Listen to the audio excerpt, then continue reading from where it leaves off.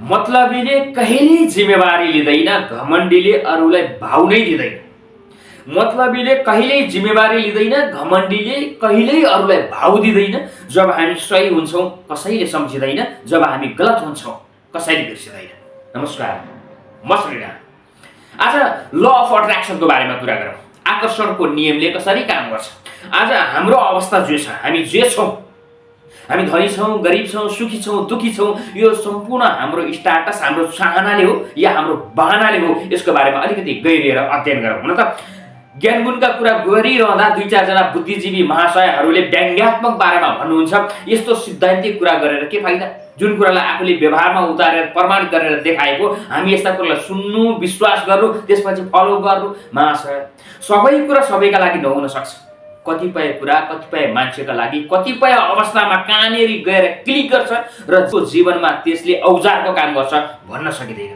हामीलाई पढाउने टिचरलाई हेरौँ, जसले हामीलाई म्याथमेटिक्स पढाउनु भयो, ती शिक्षकको जिन्दगी सधैँ प्लसमा गएको छ भन्न सकिँदैन, उनको जिन्दगी गुणात्मकमा बढेको छ भन्न पनि सकिँदैन, उनको जिन्दगी बराबरीमा छ भन्न पनि सकिँदैन, तर उनको जिन्दगी माइनसमा पनि गएको हुनसक्छ। उनै शिक्षकले पढाएको विद्यार्थी आज करोडौँको मालिक बनेको छ।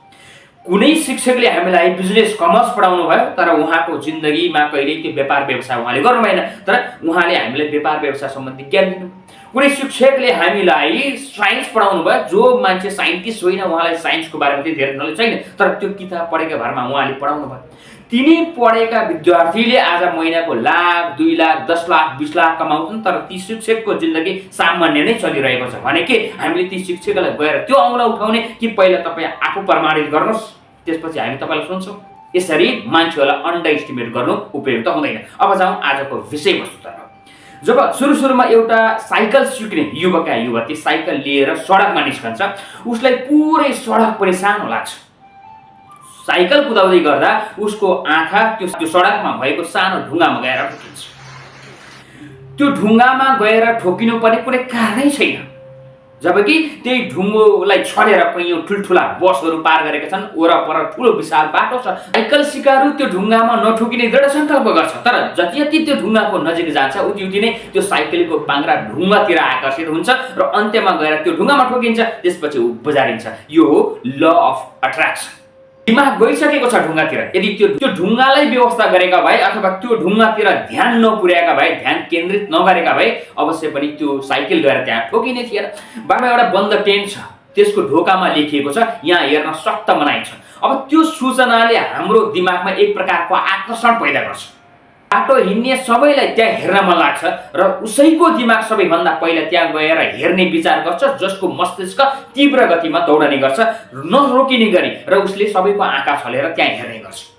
मान्छेलाई जे गर्नु हुँदैन, जहाँ जानु हुँदैन भनेर प्रतिबन्ध लगाइन्छ नि, हो त्यही जाने बढी कौतूहलता हुने गर्छ। यो आकर्षणको नियम हो। जस्तै सेक्सुअल कुराहरू, गतिविधिहरू गर्नका लागि मनाइन्छ, हेर्नका लागि मनाइन्छ, तर सबैभन्दा धेरै मान्छेहरू यसैमा लिप्त छन्, यसैको खोजीमा छन्। भनिन्छ नि एउटा गीत नै छ, चोली के पिछे क्या है। यो हो आकर्षणको नियम। जीवनमा पनि यही नियम लागु हुन्छ। जब कुनै पनि वस्तु, व्यक्ति या चिजप्रति हामीले हाम्रो ध्यानलाई एकत्रित गर्छौँ भने त्यहाँ त्यो आकर्षणको शक्ति उत्पन्न हुन्छ र त्यसले हाम्रो ध्यानलाई, हाम्रो शक्तिलाई, हाम्रो दिमागलाई त्यहाँ तान्ने गर्छ। हामी सबैलाई आफ्नो हात सिना ज्योतिषीकोमा गएर देखाएर आफ्नो भविष्य जान्ने प्रबल इच्छा हुन्छ।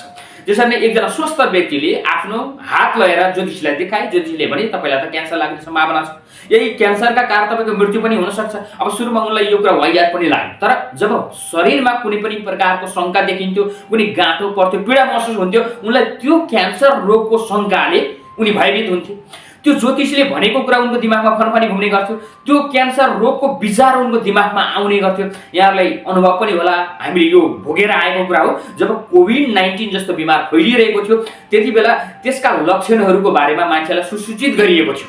जब हामीमा पनि टाउको दुख्ने, केही मुख नमिठो हुने, वाकवाकै लाग्ने जस्ता लक्षणहरू जब हामीले महसुस गर्ने गर्थ्यौँ, त्यसपछि हामीलाई लाग्थ्यो पक्कै पनि कोभिड-19 भएको हो।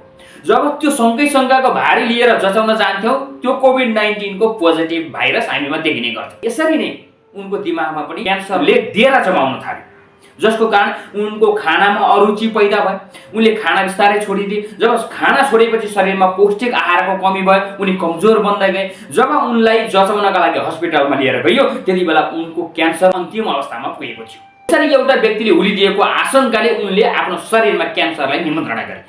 विज्ञानले प्रमाणित गरेको छ जब कुनै पनि चिज वस्तुप्रति हामीले हाम्रो ध्यानलाई एकत्रित गर्छौँ, हाम्रो विचारलाई एकत्रित गर्छौँ भने त्यो अङ्गमा रक्त सञ्चार छिटो तीव्र हुने गर्छ, त्यहाँ लचकता पैदा हुन्छ। जे हामीले कल्पना गरेका छौँ, जे चिजको हामीले अपेक्षा गरेका छौँ त्यो चिज भएर नै छाड्छ। बार रोगको कुरा गर्नुहुन्छ, त्यस्ता चिजको कल्पना गर्नुहुन्छ र त्यस्तो कुरा गरे मान्छेको कुरालाई चाख लाएर सुन्नुहुन्छ भने त्यसले अवश्य पनि त्यो रोग निमन्त्रणा गरेरै छाड्छ। जति लामखुट्टेतिर ध्यान दियो उति हाम्रो निन्द्रा बिथोलिन्छ। याद छ जब हामी बचपनमा हाम्रा बाबाआमाले अगेनाको डिलमा बसेर भूत प्रेतका कुराहरू गर्नुहुन्थ्यो, हामी चाख लाएर सुन्ने गर्छौँ, हामीलाई पनि इच्छा हुन्थ्यो। जब कुराहरू सकिन्थ्यो सुत्नुको लागि आफ्नो कोठामा जानु पर्यो। अब अहिले जस्तो पहिला घरभित्रै बाथरुम हुँदैन थियो, बाहिर थियो, पिसाब गर्न जानु पर्यो। अनि हाम्रो खुट्टा त्यो अगेनाको डिलबाट बाहिर जान मान्दैनथे किनकि हाम्रो शरीर शिथिल भन्थ्यो।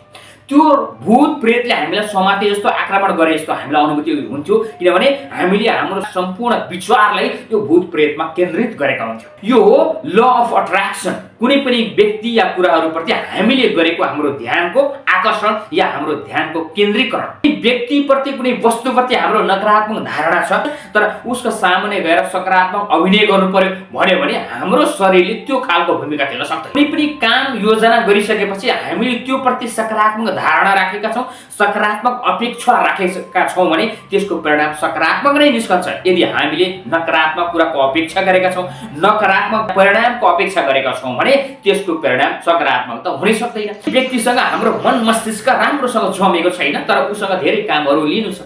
त्यो व्यक्तिसँग गएर काम लिन्छु भनेर जानियो भने हाम्रो दिमागले सोचिसकेको छ त्यो व्यक्तिसँग मेरो राम्रो जम्दैन, अब त्यसको परिणाम राम्रो पनि निस्कदैन। जब हामी राम्रै सोचेर जान्छौँ उसँग मेरो राम्रै सम्बन्ध छ भन्ने हुन्छ भने उसको सम्बन्ध हाम्रो सम्बन्ध नै हुन्छ। तर नकारात्मक सोचेका छौँ भने नकारात्मक नै परिणाम निस्कने गर्छ। यसलाई भनिन्छ ल अफ अट्र्याक्सन, आकर्षणको नियम। कुरा अलि लामो भयो, अब कुरालाई छोटाउँ, निचोडमा जाउँ। सुन्तलाको बोटमा आँप फल्दैन, खुर्सानीको बोटमा आलु फल्दैन। मेहनत नगरिकन सफलता प्राप्त हुन सक्दैन। सही व्यक्तिको सङ्गत नगरिकन सही ज्ञान पनि हासिल गर्न सक्दैन।